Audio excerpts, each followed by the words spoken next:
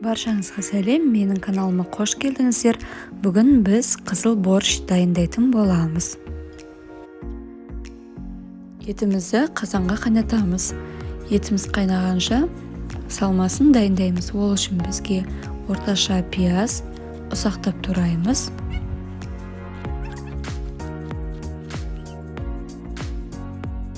Бір сарымсақты да ұсақтап турап, қызып тұрған майымызға қуырып аламыз.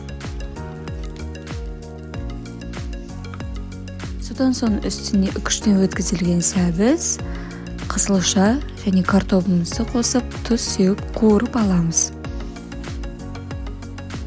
Қайнаған етімізді сүзіп алып, сорпамызға қуырылған қоспамызды саламыз. Содан соң үстіне қызылшаның өзін үкіштен өткізіп қосамыз. Қабатымызды жіңішке етіп турап шығамыз.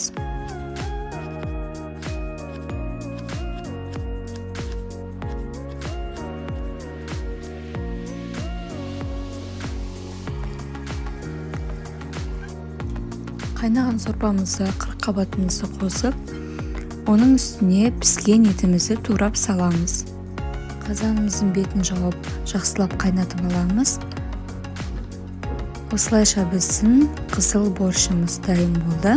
Қаймақпен ұсынсаңыздар, дәмі өте керемет болады. Менің рецептіммен жасап көріңіздер. Менің каналыма тіркелуді ұмытпаңыздар. Алда көптеген рецепттермен бөлісетін боламын.